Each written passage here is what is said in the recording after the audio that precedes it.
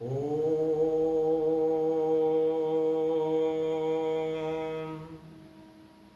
श्री कृष्णाय नमः। ओम नमो भगवते वासुदेवाय नमः।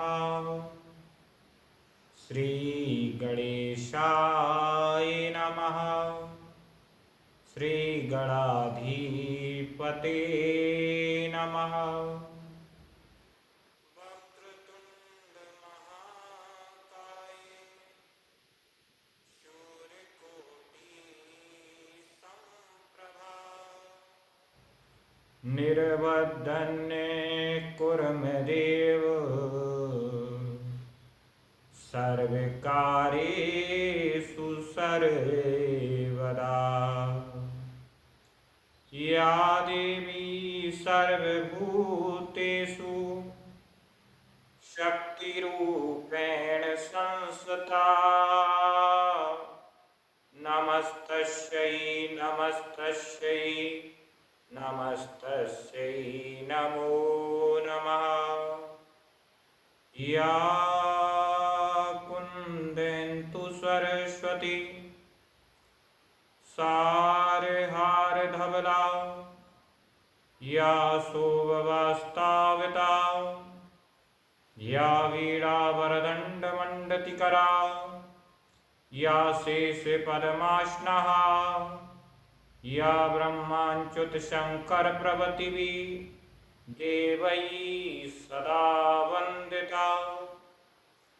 श्री गणेश जी महाराज के चरणों में कोटि कोटि नमन करते हुए, माँ सरस्वती के चरणों में कोटि कोटि नमन करते हुए, कृष्ण भगवान के चरणों में कोटि कोटि नमन करते हुए, भोले बाबा के चरणों में कोटि कोटि नमन करते हुए, और जहाँ से माँ नर्मदा की पावन धारा बहती है, जिनके दर्शन से ही सारे पाप धुल जाते हैं, सारे पाप नष्ट हो जाते हैं, ऐसी माँ नर्मदा मैया के चरणों में कोटि कोटि नमन करते हैं।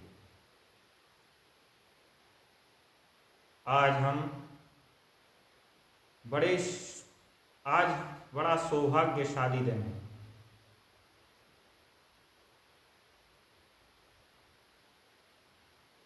माँ नर्मदा के चरणों में नर्मदापुरम में बैठे बैठे आध्यात्मिक ज्ञान सत्संग ऑनलाइन आप सभी श्रवण कर रहे हैं। फेसबुक, यूट्यूब के माध्यम से, आध्यात्मिक ज्ञान चैनल के माध्यम से आप सभी भगवत सत्संग का आनंद ले रहे हैं। भगवत सत्संग है क्या? सत्संग यानी सत्य का संग करना, और सत्य है परमात्मा। भगवत क्या है? तो इसमें भा माने होता है भक्ति, गा माने होता है ज्ञान, बा माने होता है वैराग्य, और ता माने होता है त्याग। जिसके अंदर भक्ति, ज्ञान, वैराग्य, त्याग आ जाते हैं, समझ लेना भागवत जी की विशेष कृपा। यही भागवत से ये सब कुछ प्राप्त होता है। भागवत से हमें भक्ति प्राप्त होती है, और जब भक्ति प्राप्त होती है तो परमात्मा का ज्ञान होने लग जाता है, और जिसको परमात्मा का ज्ञान हो गया उसको वैराग्य आ जाता है, और वैराग्य आ गया तो उसको त्याग, ये सारी चीज़ें हमारे अंदर आ जाती है, तो हमें भगवत प्राप्ति हो जाती है।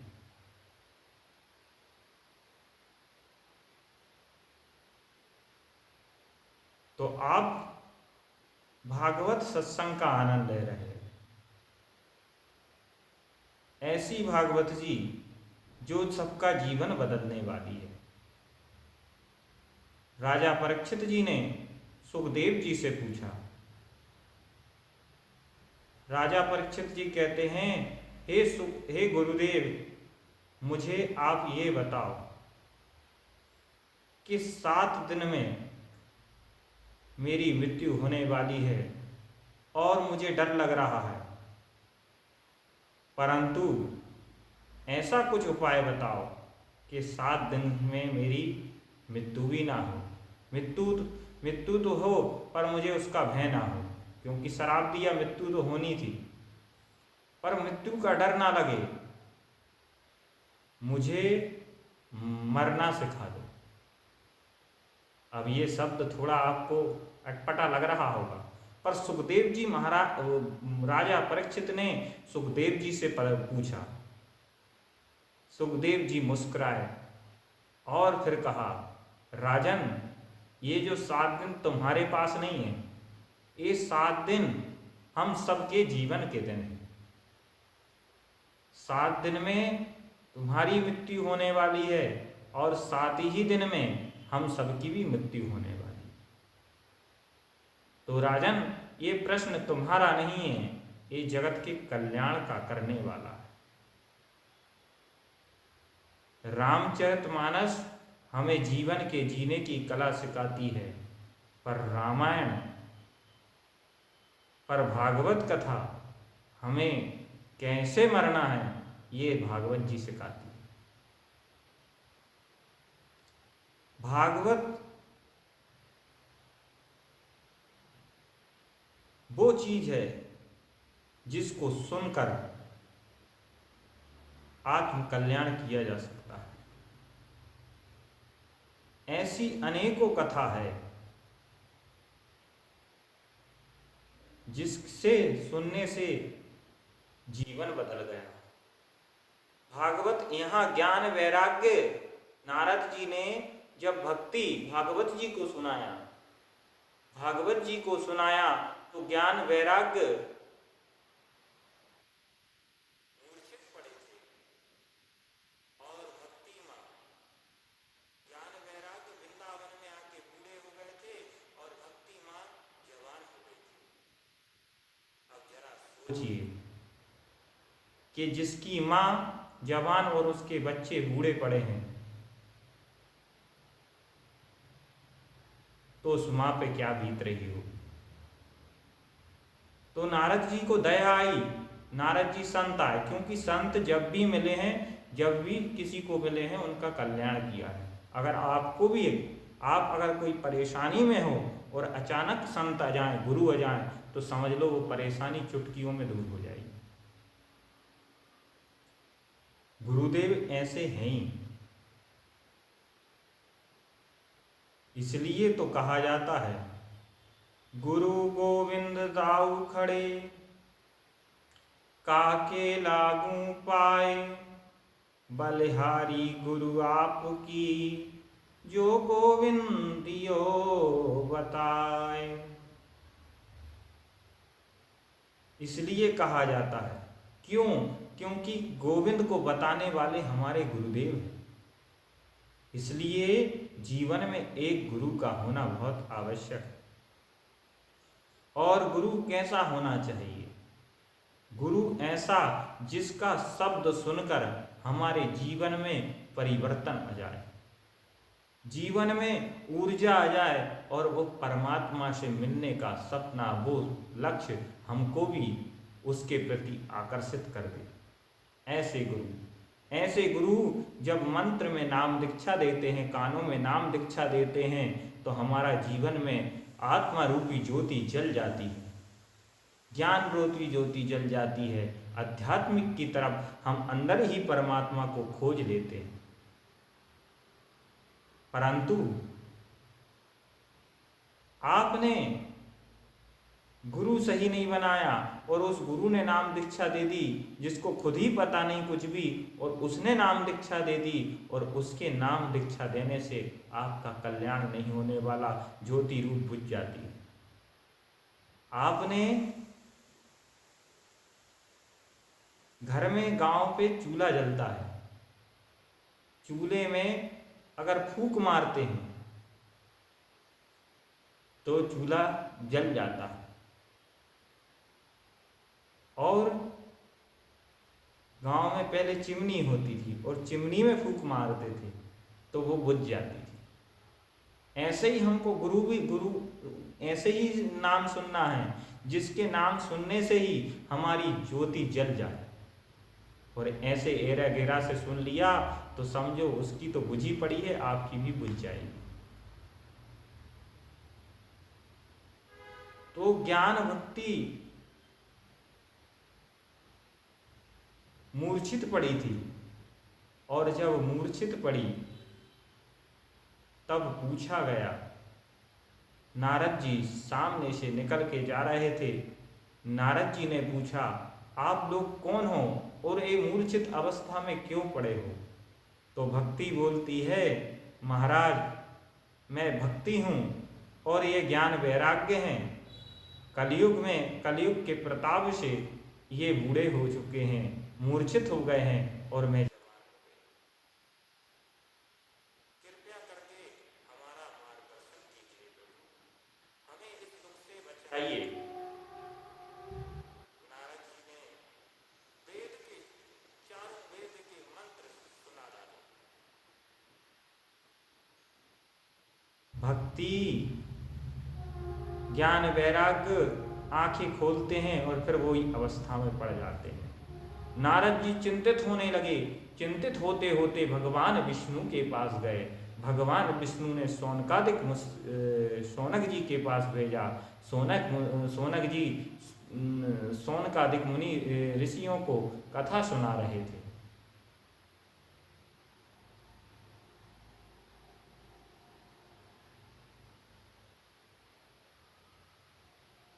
अब उनको कथा सुना रहे थे, वहां पर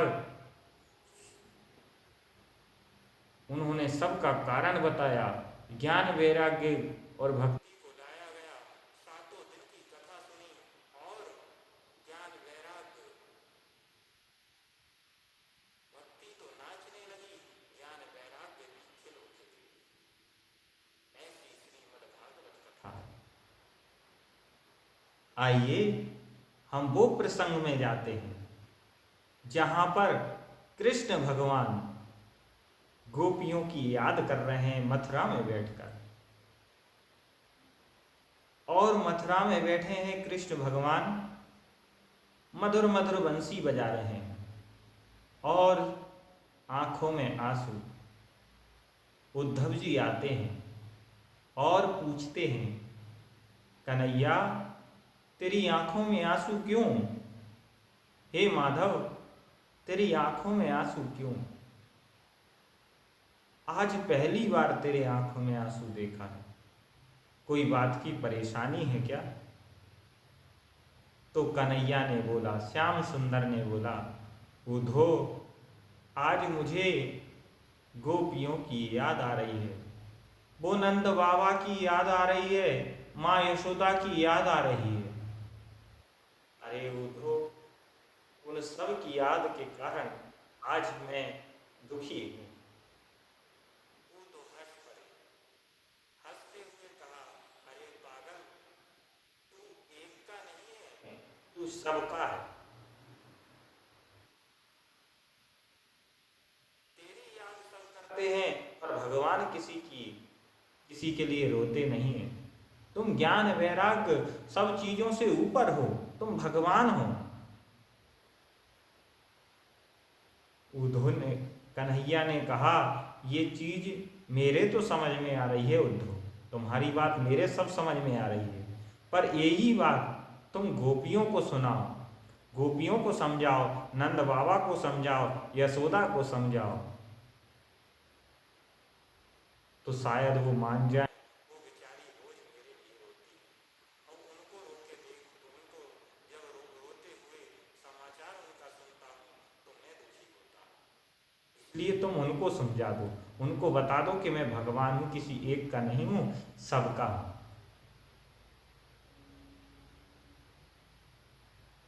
उद्धव जाते हैं और कहते हैं,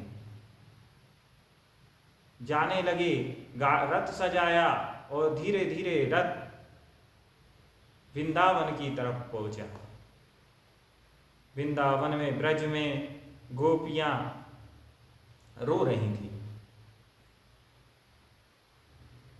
और एक नाला बह रहा था पानी का। पानी की बिल्कुल छोटी छोटी सी धारा बह रही थी। तो किसी भागवत जी में ऐसा नहीं लिखा है, पर किसी संत ने कहा है, लिखा है कि किसी संत ने कहा है कि वो जो नाला बह रहा था वो भगवान कृष्ण का था, वो भगवान नंद बाबा और माँ यशोदा का था। जब से कृष्ण भगवान गए तब से माँ नंद बाबा और यशोदा रोते। ऐसे मनमोहन की ये पवित्र कथा बड़े ध्यान से श्रवण करें तो उद्धव की गाड़ी जाती है। कन्हैया ने एक पत्र लिखा था, वो पत्र को उद्धव ले जाते हैं। अब जब उद्धव ले जाते हैं तो उद्धव को देखकर गोपियां प्रसन्न हो जाती हैं, खुश हो जाती हैं। उनको लगा शायद मेरे कन्हैया का रथ आ गया। सारी गोपियां दौड़ते हुए उद्धव को घेर लेती हैं और जब घेरती हैं तो उद्धव उतरते हैं और गोपी से पूछने, उद्धव से पूछने, भैया आप कौन हो? क्या मेरे कन्हैया को जानते हो? मेरे श्याम सुंदर को जानते हो? मेरे मोहन को आपने देखा है? उद्धव को कोई इधर गोपी खींचती, कोई इधर गोपी खींचती, कोई उधर खींचता। उद्धव जी परेशान हो गए और कहा, अरे रुको, बता रहा हूं, मेरे को थोड़ा सा सब्र रखो। उद्धव रथ से उतरे और जो पत्र लिखा कि उद्धव के इधर पत्र रखा हुआ है। अब जब पत्र देखा तो गोपियां उद्धव को इधर से पत्र को फेंका। एक ने कहा, इसमें मेरा नाम लिखा क्या? इसमें मेरा नाम लिखा क्या? इसमें मेरा नाम लिखा। पूरी गोपियों ने पत्र को रो रो के पूरा गीला कर दिया, पूरा पत्र को गला दिया। अद्भुत प्रेम है गोपियों का भगवान के प्रति। अब उद्धव जी कहने लगे, अरे गोपियों, ये पत्र दो। सारा पत्र आपने गला डाला, अब मैं क्या इसको खाक समाचार सुनाऊं इसमें से? उद्धव जी ने कहा, अरे गोपियों, तुम जिसकी याद कर रही हैं ना, वो तो तुमको कब का भूल चुका है। इसमें किसी का भी नाम नहीं लिखा तुम में से, और ये लिखा कि हमको भूल जाओ। तो उद्धव से गोपियों ने कहा, अरे कन्हैया को हम कैसे भूल जाएं? वो हमारे रोम रोम में बसा हुआ। अरे वो तुम्हारा नहीं है, वो भगवान है। और भगवान को तो भगवान हमेशा अपने पास ही रहता है, बस उसमें मन लगाने की जरूरत है। मन से याद करो तो भगवान प्रकट हो जाते हैं। ये उद्धव जी ज्ञान दे रहे हैं। तो गोपियां क्या कह रही हैं? अरे उद्धव, मन कितने होते हैं? उद्धव से पूछा गोपियों ने कि मन कितने होते हैं? बोले, गोपियों ने बोला, वो उद्धव ने बोला, मन तो एक होता है। अरे जब एक मन था तो कोई चुरा के ले गया, अब कौन सा मन लगाएं? कह 10-20 मन थोड़ी हैं हमारे।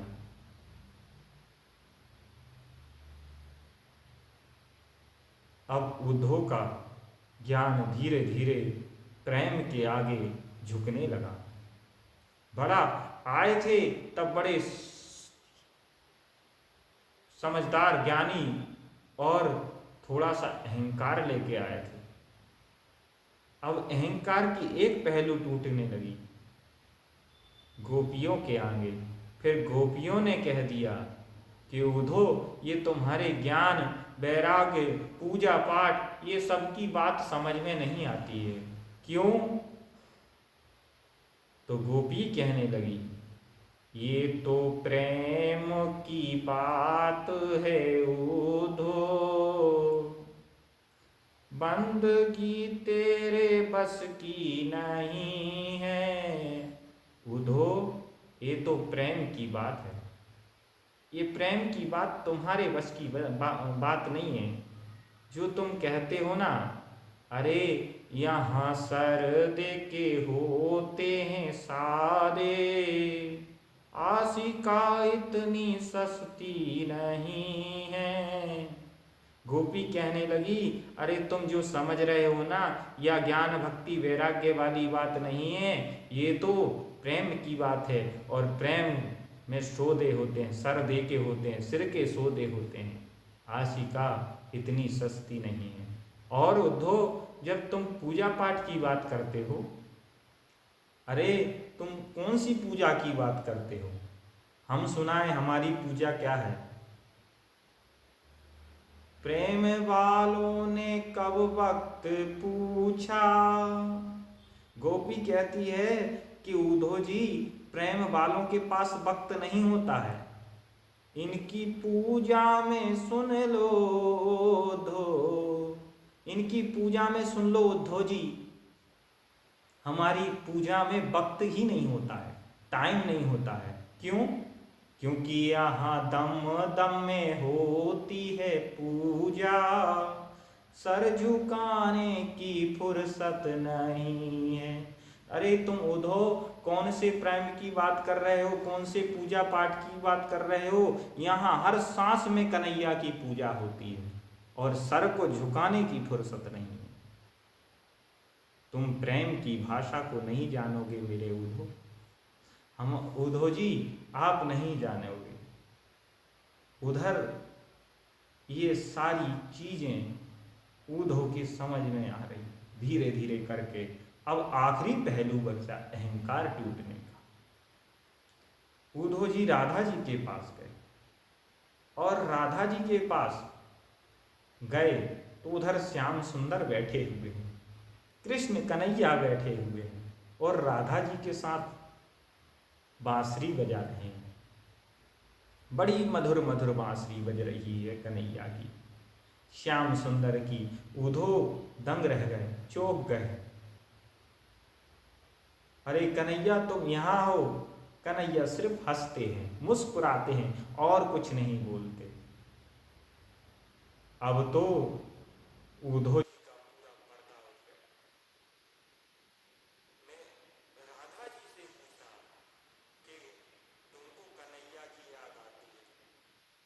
आती है कि नहीं आती है? बोले बहुत याद आती है, पर याद उसकी आए ना जो अलग हो, जो अलग ही नहीं है उसकी क्या हद आए। ऐसा अद्भुत प्रेम जानकर उद्धव जी ने वहीं से राधे राधे गाना चालू कर दिया। राधे राधे राधे राधे राधे राधे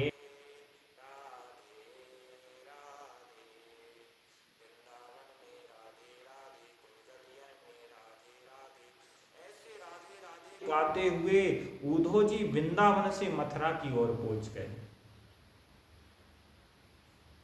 गजब, कन्हैया कन्हैया मिले और उद्धव जी के बाल बिखरे, और कहा, कन्हैया ने कहा उद्धव, तो उद्धव उद्धव गोपियों का समाचार लाए, गोपियों कुशल तो है, नंद बाबा कुशल तो है, माँ यशोदा कुशल तो है? तो उद्धव जी कहते हैं राधे राधे राधे श्री राधे श्री राधे श्री राधे श्री राधे।